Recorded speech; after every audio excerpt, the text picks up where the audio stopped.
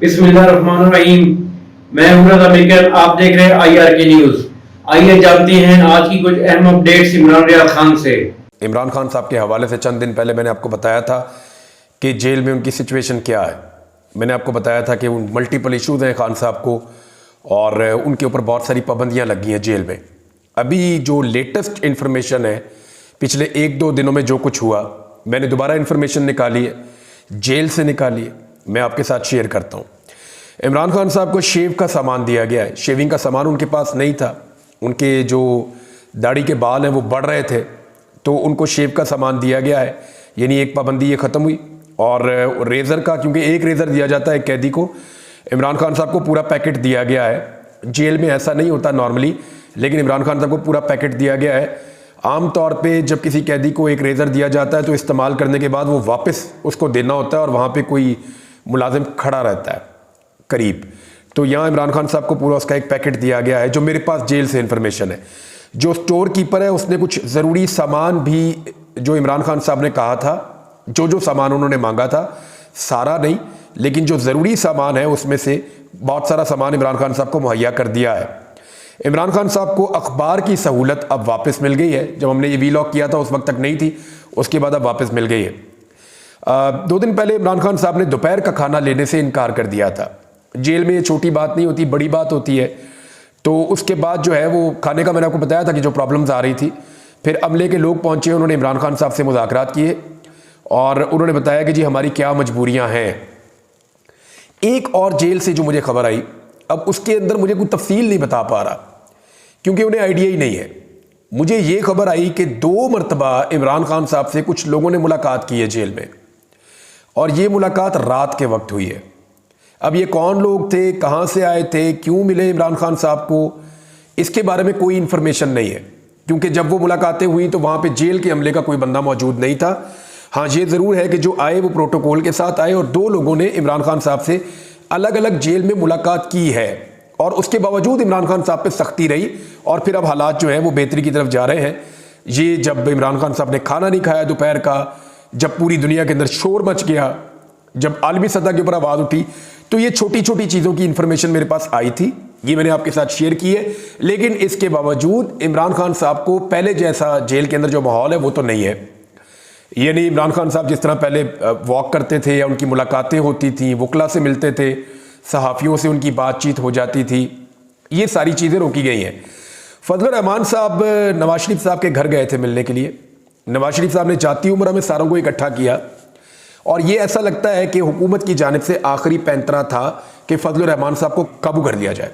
फजलुर रहमान साहब भी थे, बिलावल भी थे, बाकी पॉलिटिकल पार्टीज़ भी थी। तो मियाँ साहब ने हुकूमत का सारे इत्तेहादी बुलाए हुए थे, साथ फजलुर रहमान साहब को बुलाया हुआ था कि अगर हम सब इकट्ठे हो जाएं तो आईनी तरमीम हम कर सकते हैं। तो नवाज शरीफ साहब ने आखिरी कोशिश की है। नवाज शरीफ साहब ने क्या किया पहले वो बताता हूँ, फिर बताता हूँ पाकिस्तान में इस आईनी तरमीम के लिए क्या कुछ ऐसा किया जा रहा है जिसे पाकिस्तानी कभी नहीं भूलेंगे। यानी जब एक कौम के साथ जुल्म होता है ना, जुल्म को लोग भूल जाते हैं, डंडे पड़ते हैं, लोग भूल जाते हैं, बाद में हंस के बता रहे होते हैं मुझे भी वहां डंडे पड़ गए थे।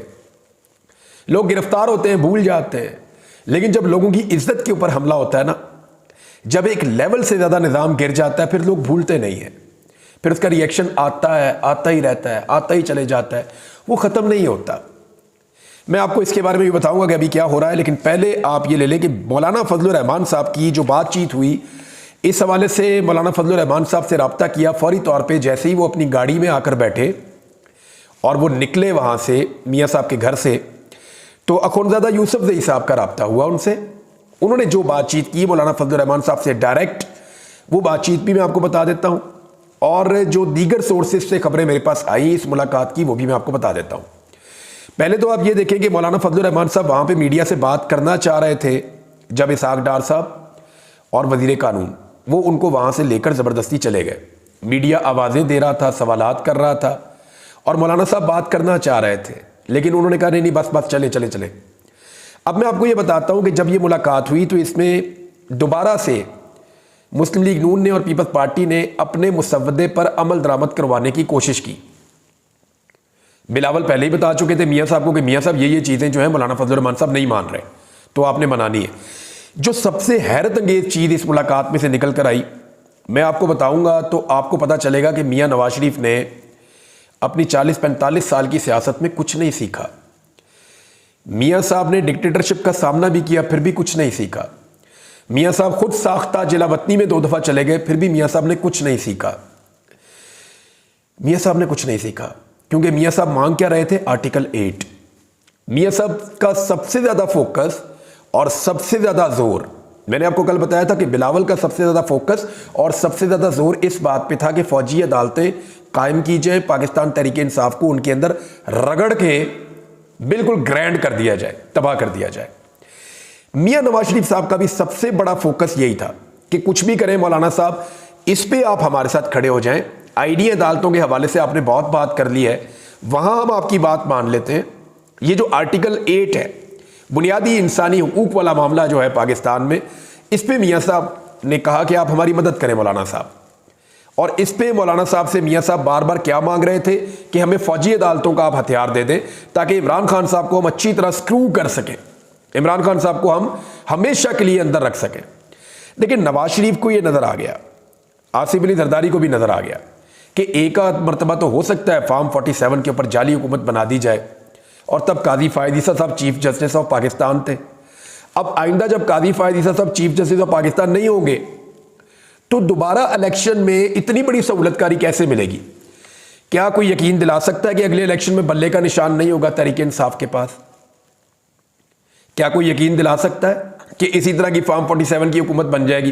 तो अब लोगों को मायूस करने का एक ही तरीका रह गया कि आईनी तरमीम करवा के इमरान खान साहब को सारी जिंदगी के लिए जेलों में बंद कर दिया जाए और उन्हें कभी बाहर ना आने दिया जाए। अब ये एक घटिया तरीन सियासत है, जमहूरियत के नाम के ऊपर धब्बा है। इक्तदार की हवस में ये लोग अपनी तमाम इकदार भूल चुके हैं, और ये पड़ी हुई है PMLN की भी जमहूरियत, यानी जमहूरियत के चैंपियन और दावेदार जो कहते हैं हमने जमहूरियत के लिए बड़ी लड़ाई लड़ी है। सिचुएशन इनकी ये है कि वो क्या मांग रहे हैं? आर्टिकल 8 में सहूलतकारी मांग रहे हैं, और उसके अलावा क्या मांग रहे हैं? उसके अलावा मांग रहे हैं जी फौजी अदालतें आप हमें बनवा दें। तो मौलाना फजल रहमान साहब ने वहां पे भी किया चिट्टा इनकार। फजल रहमान साहब ने कहा जी ये भी मैं नहीं कर रहा। नबी अकरम सल्लल्लाहु अलैहि वसल्लम को जब पता चला कि एक लड़ाई के दौरान जब दुश्मन के कुछ बच्चे भी नरगे में आकर मारे गए तो आपने बड़ा इसका अफसोस किया और बार बार किया, बड़ी मुलामत हुई इसकी। तो मामला यह है कि आज सिर्फ एक आईनी तरमीम के लिए अपने मुल्क के अरकान असम्बली की बीवी महफूज नहीं है, बेटी महफूज नहीं है, माएँ महफूज नहीं है, बच्चियां महफूज नहीं है। ये क्या चल रहा है? ये कितना जुल्म है, इसका आप अंदाजा कर लें कि क्या काजी फायद ईसा साहब जो इस वक्त पाकिस्तान के चीफ जस्टिस ऑफ पाकिस्तान है, चंद दिन के लिए रह गए हैं, क्या जाते जाते उन्हें नजर नहीं आ रहा? वो रोजाना कहते हैं कि असेंबली जो है, या वो इस ऐवान को ये कहते हैं बार बार कि ये मुकद्दस ऐवान है। वो पार्लियामेंट को सुप्रीम कहते हैं बार बार। तो पार्लियामेंट के मेंबर्स की माएँ बहनें उठाई जा रही हैं, बेटियां उठाई जा रही हैं, बहुएं उठाई जा रही हैं। काजी फायद ईसा साहब आप किधर हैं? यानी जिस ऐवान को आप मुकद्दस कहते हैं, ये आग रुकेगी नहीं, ये सबके घरों तक आएगी। जजेस इंसाफ नहीं देंगे तो उन्हें भी एक दिन इसका सामना करना पड़ेगा। मैं आपको लिख कर दे रहा हूं। मैं बार बार कहता था कि जुल्म चंद सहाफियों पे हो रहा है, बाकियों पे भी होगा, और फिर मेरे देखते ही देखते बाकी सहाफी भी इसके नरगे में आए। अब पाकिस्तान तहरीक इंसाफ के ऊपर बहुत ज्यादा दबाव है।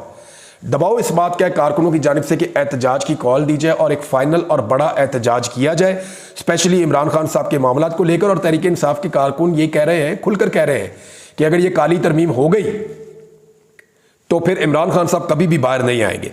लिहाजा जो करना है वो अभी किया जाए, वरना ये वक्त पाकिस्तान तहरीक इंसाफ की क़यादत ज़ाया कर देगी। और बहुत सारे लोग जो है वो इस बात को मानते भी हैं कि ये हो सकता है। एजाज सैयद साहब ने एक खबर दी, एक और चीज़ भी ऐड कर लें। उन्होंने कहा जी ख्वाजा शराज साहब जो MNA है PTI के, उनके घर पे रेड की तो उनकी छोटी बच्ची है, उसने एक ना पेट पाला हुआ है कुत्ता, तो वो जो लोग रेड करने हैं वो कुत्ता उठा के ले गए। वो बच्ची बेचारी अपने कुत्ते के लिए रो रही है, वो बेचारी वो उदास है कि मेरा कुत्ता उठा के ले गए, ताकि घर वालों पे प्रेशर बने। दोबारा रेड करने आए, मुलाजमों के मोबाइल उठा कर ले गए।